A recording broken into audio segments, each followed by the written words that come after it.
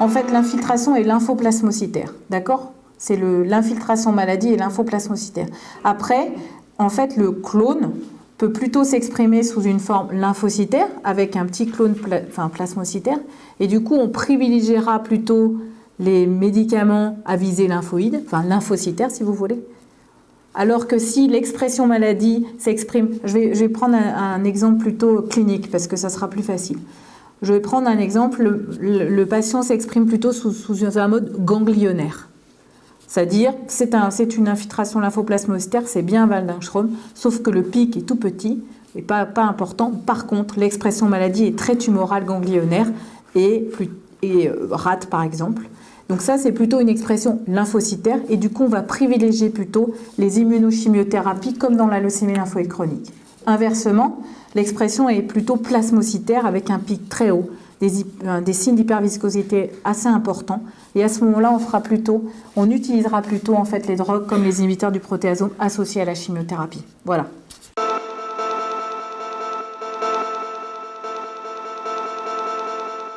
Et on s'aperçoit qu'il y a en fait des complications auto-immunes, donc des maladies immunologiques auto-immunes comme le Gougerot, comme le lupus, comme d'autres maladies qui sont associées.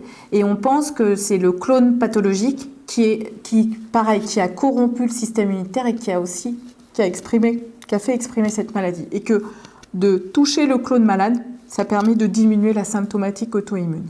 Ça reste des hypothèses, parce que ça n'a jamais encore été prouvé véritablement sur le plan physiopathologique, en dehors de liens indirects en fait. Mais normalement, ça devrait stabiliser votre partie auto-immunitaire si on contrôle le clone malin.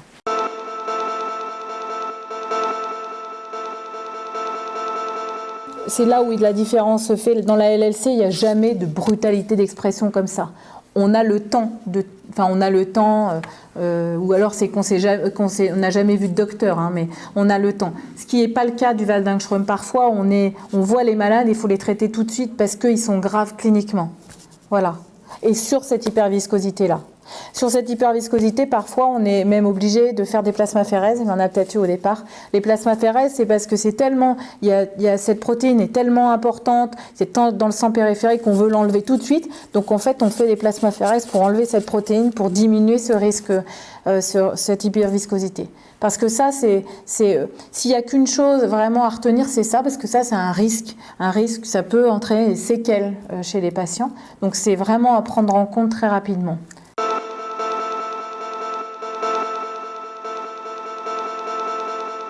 La neuropathie, en fait, c'est un autre mécanisme. C'est immunologique. Alors vous avez tout plein de choses, Ima. Ça arrive malheureusement. En fait, c'est les anticorps. En fait, ça s'associe à des anticorps. C'est pas marqué là, mais c'est les anticorps anti-MAIG. Ça s'appelle. En fait, c'est les anticorps qui sont produits également, pas par le clone obligatoirement pathologique, mais qui sont associés au clone pathologique. Et ces anticorps, en fait, se mettent sur la myéline et entraînent effectivement une démyélisation axonale. Alors, ce qu'il faut savoir là aussi, c'est qu'il faut, pareil, contrôler la maladie, contrôler le clone pathologique, puisque ça diminue ces anti-MAIG.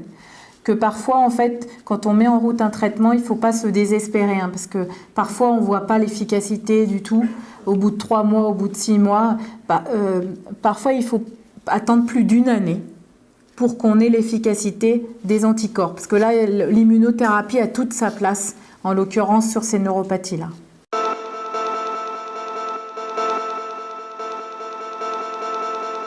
On peut avoir les deux, l'hyperviscosité et la neuropathie.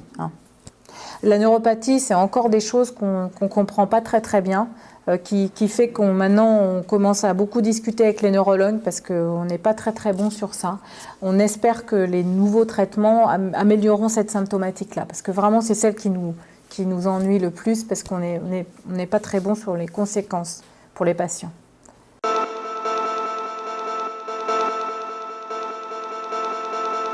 Donc déjà au niveau français, s'il vous plaît.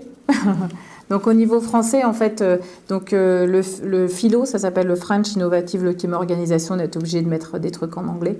Donc le philo, en fait, c'est anciennement l'intergroupe français de la leucémie lymphoïde chronique et de la maladie de Waldenström. Donc c'est un groupe français d'experts. Dans la maladie de Waldenström, en fait, il y a un expert qui est français mais qui est reconnu sur le plan international, qui est Véronique Leblanc.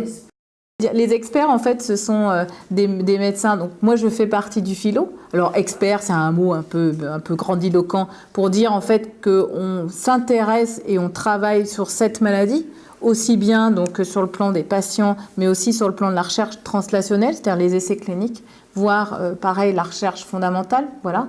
Donc, tous les docteurs qui sont présents, c'est tout. Il y a des docteurs sur le plan national. On est au sein du philo, on est 20 à 25 actifs et à peu près 50 membres de cet intergroupe. Sur le plan de la leucémie lymphoïde chronique, parce qu'il y a partie leucémie aiguë, sur toute la France. Donc vous avez un expert à Clermont-Ferrand qui s'appelle le professeur Olivier Tournillac, par exemple. Vous avez un expert à Paris, enfin il y a plusieurs experts à Paris, il y en a plus que ça. Le professeur Véronique Leblond, par exemple, pour la maladie de Van Engstrom, elle a une expertise. Ensuite, l'expertise, elle est au niveau européen parce que les experts français, en fait, font partie de l'expertise européenne. Et pareil, c'est sur le plan international. Donc, en fait, les essais, tous les nouveaux essais, en fait, cliniques internationaux, on essaye, en tant que groupe, de pouvoir y participer. Après, les Américains sont très forts et on a un peu de mal, mais comme le groupe commence à être actif, on a ces essais-là pour effectivement que vous ayez la possibilité d'avoir ces drogues. Par exemple, les Américains, ils sont très forts, vraiment. Et puis nous, on a aussi les hautes autorités de santé qui, en fait, pour un problème éthique, je prends le cas de l'ibrutinib, par exemple, ou de l'idélalizine. L'ibrutinib, en fait, c'est un médicament qui est aux États-Unis depuis 5 à 6 ans. Nous, on n'a pu l'avoir que depuis 2015, enfin 2014-2015, d'accord? Et pareil, en fait, pour le traitement de la maladie de Van Engstrom, c'est depuis cette année, c'est tout. Donc, eux, ils ont la possibilité d'avoir accès à ces drogues-là, mais parce que les patients payent aussi, c'est toute la différence. Et nous, en fait, on doit passer par des essais cliniques. Il y a un gros lobbying américain, mais en fait, les Français commencent à être quand même reconnus sur cette maladie en particulier. Sur le Van Engstrom, en plus, il y a des expertises qui sont... Enfin, pour le coup, le professeur Leblond est expert sur le plan international, a une vraie reconnaissance internationale. Pareil pour Pierre Morel, en fait, qui est à Amiens. Et puis, près d'ici, en fait, il y a Clermont-Ferrand, il y a Olivier Tournillac. Olivier Tournillac, en fait, il est expert dans la maladie de Van Engstrom. Plus que sur la LLC, mais en tout cas, la maladie de Van Engstrom connaît très bien.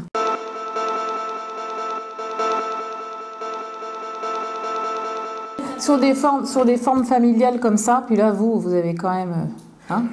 Donc, en fait, faire une électrophorèse des protéines sériques, c'est pas compliqué. Donc, la numération, une électrophorèse des protéines sériques tous les ans, s'ils n'ont pas de symptômes, je pense que ça vaut le coup de le faire. Vraiment.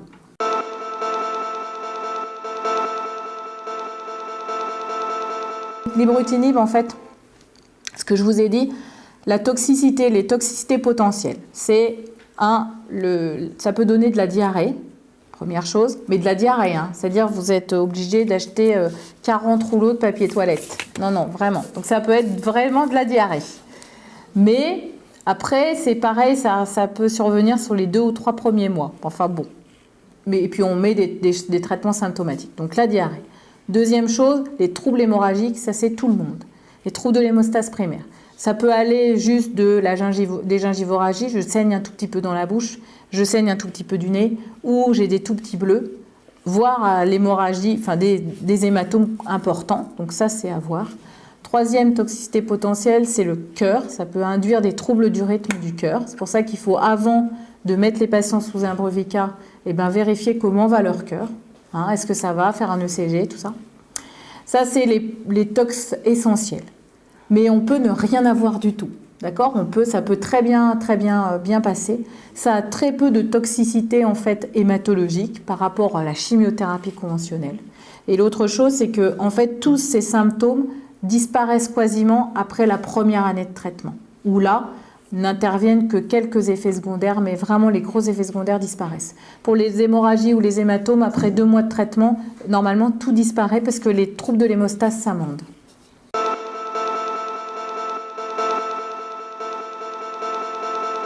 C'est très patient dépendant et ça dépend si vous êtes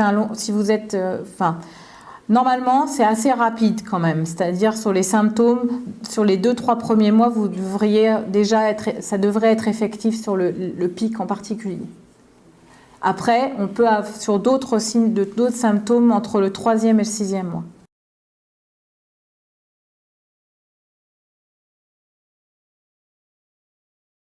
Si je prends le cas je vais vous prendre le cas d'un malade pour vous faire une explication. Donc j'ai un monsieur qui vient de Paris avec sa femme qui a 94 ans. C'est pour vous donner ma médiane d'âge de ma consultation. Donc il a 94 ans, c'est un malade c'est la grande bourgeoisie parisienne qui en fait habite qui habite dans un château en Bourgogne avec sa petite femme. Elle a 92, il a 94. C'est une maladie de Waldenström avec une neuropathie qui en fait évoluait, qui était très invalidante. Et du coup, ce qui a fait qu'il était en fauteuil roulant à 94 ans, bon, mais par contre très très bien sur le plan cognitif, vraiment très bien sur le plan cognitif. Et puis il n'avait qu'une seule chose, qu'une seule envie, c'est quand même de pouvoir se lever à la maison, dans sa maison, ne serait-ce que ça, même avec un déambulateur. Bon. Du coup, je l'ai vu en consultation, c'est Véronique Leblond qui me l'a adressé, puisque en l'occurrence, elle l'avait pris en charge, et puis comme il avait déménagé, donc elle me l'a adressé. J'ai tourné autour de ce monsieur quand même, s'il a 94 ans, il n'avait pas un pic trop important, mais il avait une neuropathie vraie et extrêmement invalidante.